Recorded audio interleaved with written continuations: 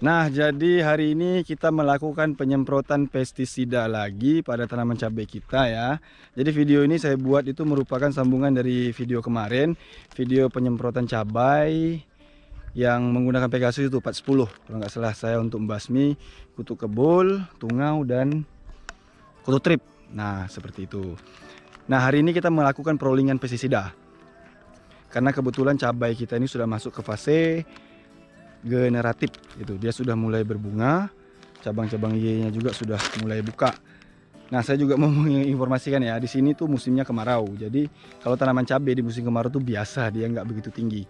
Tapi nanti kalau sudah dipurning, sudah diajir, nanti kita lihat lah. Kena mungkin dua kali pupuk lagi, ini sudah mulai bagus lagi seperti itu. Nah, jadi teman-teman ya, saya hari ini agak kurang fit, jadi buat videonya agak slow aja ya. Hari ini tuh saya nyemprot tanaman cabai menggunakan insektisida dengan bahan aktifnya abamectin. Di mana abamectin ini termasuk dalam golongan avermectin gitu. Dalam golongan avermectin ini ada pestisida dengan bahan aktifnya itu, salah satunya itu abamectin, emamectin benzoat dan lain-lain gitu. Kode cara kerjanya itu 5 gitu. Kalau kemarin di Pegasus golongannya diaventiuron, itu bahan aktifnya juga diaventiuron, dia kode cara kerjanya 12A. Kalau ini kode cara kerjanya 5, dia itu pokoknya intinya simpelnya gini. Di pestisida golongan 5, di golongan 5 itu avermectin golongannya itu dia berfungsi untuk melumpuhkan OPT lah, nah, kayak gitu, melumpuhkan serangga lah. Nah, itu intinya. Terus pestisida ini kita mix dengan penggunaan pupuk makro, itu MKP ya. MKP ini ada MKP Capatani ataupun merek Maroke. Saya karena di sini banyaknya Maroke ya pakainya Maroke. Padahal kandungannya tuh kalau saya baca-baca sih sama aja gitu. MKP ini pupuk majemuk makro. Di dalamnya itu ada fosfor dan kalium. Nih, ada fosfor dan kalium. Karena di fase-fase vegetatif, fase-fase generatif, cabai itu banyak membutuhkan fosfor dan kalium gitu. Bukan berarti nitrogen tidak dibutuhkan, tapi pada saat tanaman cabai kita ini sudah terserang hama, itu kalau bisa hindari pemakaian nitrogen yang berlebihan. Karena kalau nitrogen terlalu lebih, berarti cadangan makanan bagi hama itu banyak. Gitulah simpelnya gitu. Jadi dia bisa berkembang biak dengan bagus kalau di tanaman kita ini banyak nitrogen. Nah, kenapa saya agak mengurangi penggunaan nitrogen? Karena kan tanaman cabai saya ini di video saya sebelumnya sudah saya jelaskan, dia terserang kutu kebul, kutu trip dan tungau. Jadi memang pusing dah pokoknya ngatasi problem kutu trip ini gitu. Kutu tripnya, kalau kutu kebul sama tungaunya sudah mulai agak kurang, kutu tripnya masih agak bandel gitu. Tapi memang kemarin waktu disemprot itu sudah alhamdulillah udah mulai agak kurang. Hari ini kita melakukan perolingan pestisida. Insektisidanya berbahan aktif abamectin dengan merek dagangnya Agraba gitu. Formulasinya itu EC, jadi dia agak panas sedikit kalau kena tangan karena ada agak minyak-minyak gitulah. Nah, gitu. Kalau balik lagi ke MKP ini di dalamnya tadi ada fosfor dan kalium. Apa itu fosfor, apa itu kalium, kan gitu. Simpelnya gini, fosfor itu dia membantu pernapasan tanaman, terus dia juga membantu mempercepat bunga. Karena ini kan udah masuk fase generatif ini, jadi dia bisa membantu bunga ini cepat tumbuh, bunga-bunga cabai ini cepat tumbuh. Kalau kalium itu sendiri, kalium ini fungsinya itu simpelnya gini, dia itu bisa memperkuat daun, bunga, buah, itu dia bisa memperkuat itu, dan dia juga sebagai salah satu unsur untuk menambah daya tahan tanaman untuk mengatasi ya paling tidak untuk kekeringan dan penyakit seperti itu. Karena di sini ketepatan juga musim kemarau, makanya saya gunakan pupuk makro P dan K. Karena di kaliumnya itu ada juga salah satu apa namanya, membantu tanaman ini menghadapi kekeringan lah kayak gitu, dengan menghadapi penyakit kayak gitu. Karena kan musim kemarau ya kita nyiram banyak pagi kayak gitu ya, siang tetap kering gitu, biar tanaman kita tetap subur dan tetap bisa tumbuh di fase kemarau ya. Kaliumnya harus tetap ada, harus berimbang unsur pupuk kaliumnya, seperti itu. Apalagi ya, lupa saya yang mau saya jelaskan ini. Pupuk makro ini kenapa saya sandingkan atau saya mixkan dengan sanding, ngeri bahasa saya, kayak orang mau menikah aja gitu. Jadi pupuk makro NKP ini kenapa saya mixkan dengan pestisida Agraba berbahan aktif abamectin tadi, karena dia sudah terserang kutu-kutuan. Jadi kan tanaman ini udah sakit gitu, dia kena serangan hama, sudah kita bunuh hamanya, kan dia sakit gitu. Kita kasih obat lah, obatnya ya ini, obatnya pakai MKP. MKP ini boleh di mix dengan insektisida, boleh kok, nggak ada masalah. Untuk dispray, yang itu saya makanya ini untuk disemprot kayak gitu. Jadi pada saat tanaman kita diserang hama ya, saya tunjukin ya. Pada saat tanaman cabai kita ini terserang hama, contoh mana yang agak pulih ya, ini. Kan dulu ini dia terserang hama, sudah kita semprot terus ya, alhamdulillah sudah mulai pulih. Kalau kita perhatikan itu ya, cabang-cabangnya sudah mulai ada ya, kerutan-kerutan daunnya jadi tinggal mau kita pulihkan. Mungkin ada beberapa lubang yang mau kita pulihkan. Itu tidak bisa dipulihkan menggunakan pestisida gitu. Ini harus kita pahami juga. Pestisida itu dia untuk membunuh dan mencegah.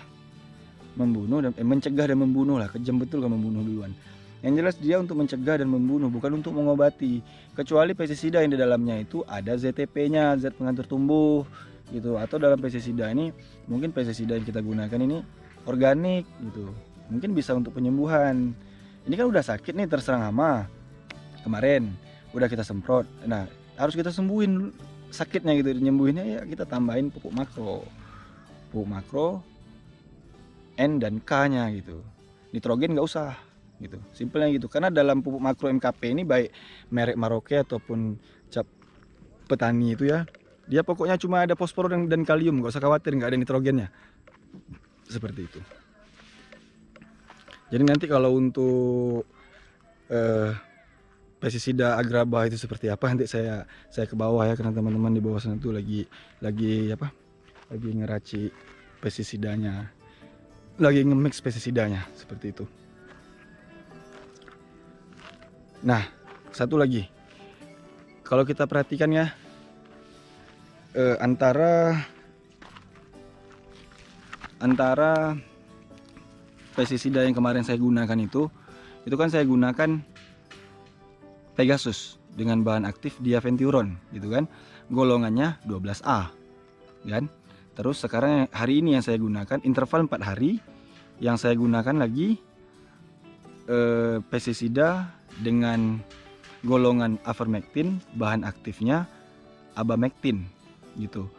Kode kerjanya 5. Jadi kalau kemarin cara kerja kodenya 12A, kalau sekarang 5. Itu bisa digabung sebenarnya. Bisa digabung, nggak ada masalah.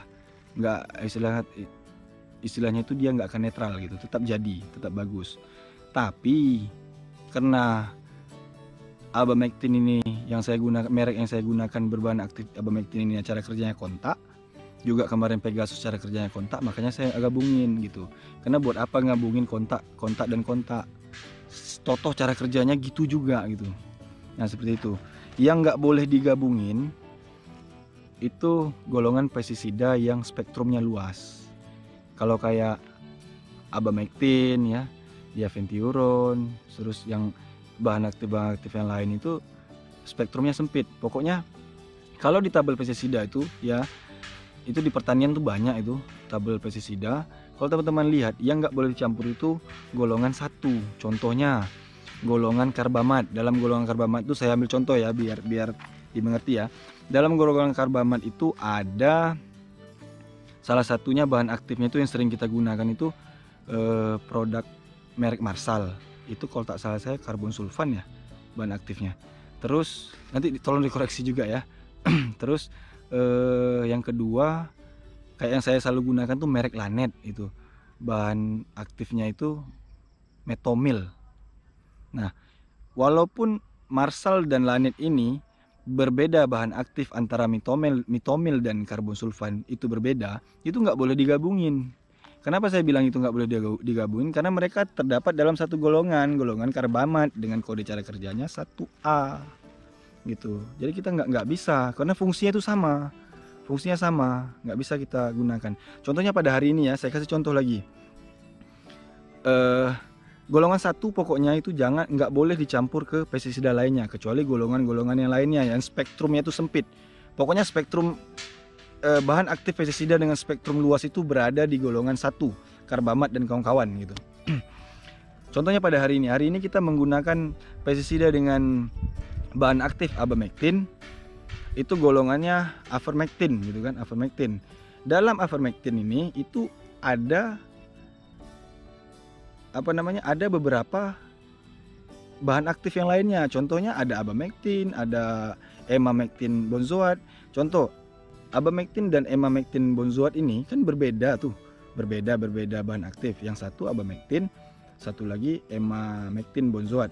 Tentu ini adalah bahan aktif yang berbeda, tapi mereka ini nggak bisa digabungin karena mereka terdapat dalam satu golongan. Golongannya apa? Golongan avermectin dengan kode cara kerjanya 5 gitu. Fungsinya untuk apa?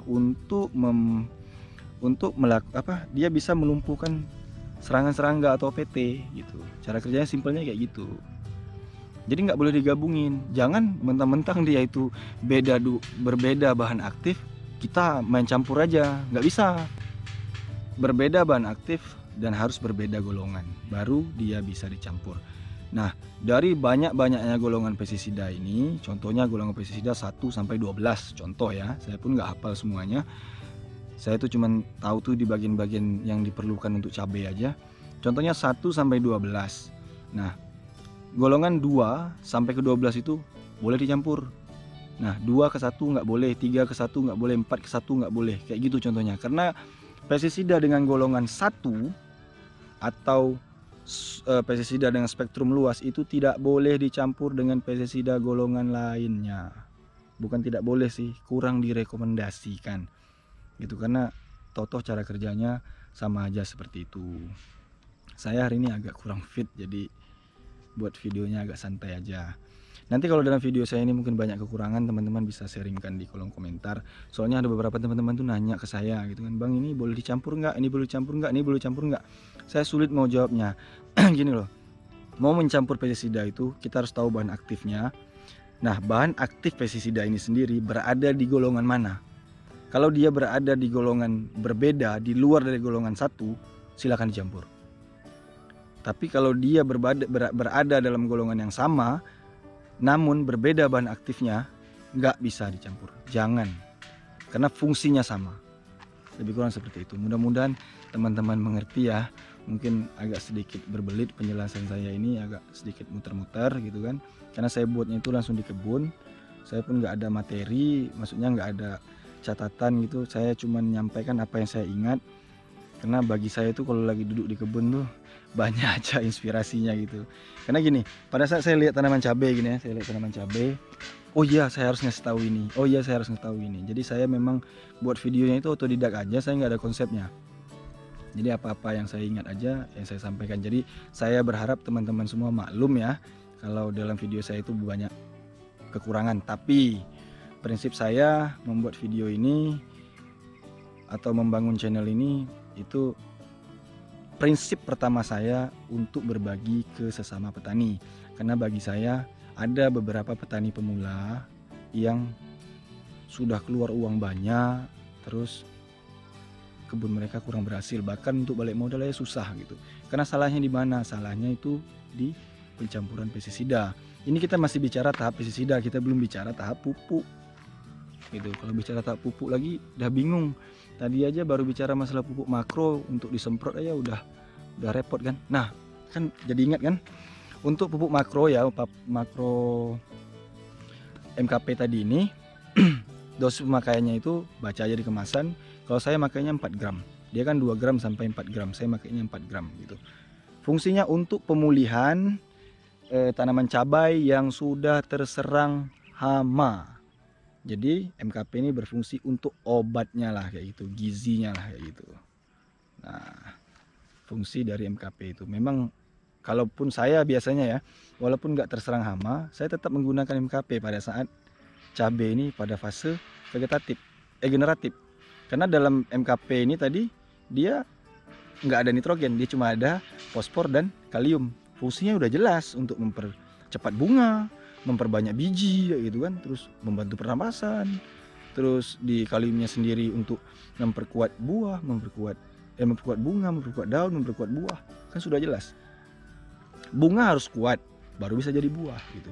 Buah juga kalau buah juga nggak akan kuat kalau nggak ada daun. Kenapa? Kalau daun nggak ada, macam mana caranya tanaman mau makan? Bagaimana cara dia mau melakukan proses fotosintesis? Nah, jadi ini berhubungan erat gitu. Makanya saya milih untuk tetap menggunakan. Simpelnya begini, nggak usah repot-repot gitu. Yang jelasnya pestisida dengan bahan aktif abamectin itu boleh dicampur dengan pupuk majemuk makro. Seperti itu. Nah, ini saya mau turun ke bawah, mau ngeliatin tadi agrabamectinnya. Nah, ini agrabamectin. Ya, dan tuh. Agraba aja, sama aja agrabamectin dengan agraba ya. Sama. Jadi dia, coba saya kasih lihat sini ya. Jadi kalau kita baca di sini ya, bahan aktifnya itu abamectin. Kelihatan kan? Bahan aktifnya itu abamectin.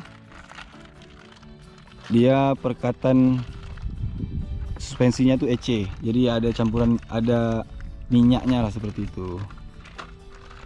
Ini agak panas di tangan nih kalau kena. Beda sama Pegasus kemarin. Ini agak panas. Jadi kita cuma pakai agrabamectin dengan ini, dengan MKP. Apa?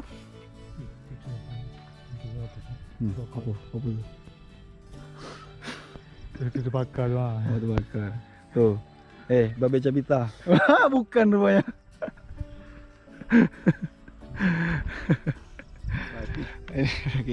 Sama putih. Oke, mungkin itu saja video yang bisa kami bagikan. Mudah-mudahan bermanfaat ya bagi teman-teman yang membutuhkan. Jika memiliki beberapa pertanyaan, mungkin bisa tulis di kolom komentar, nanti kita bisa sharing kembali ya. Oke, salam sehat dan sukses bagi seluruh petani di Indonesia. Tetap semangat dan jangan putus asa. Saya akhiri, assalamualaikum warahmatullahi wabarakatuh. Sampai ketemu di video selanjutnya.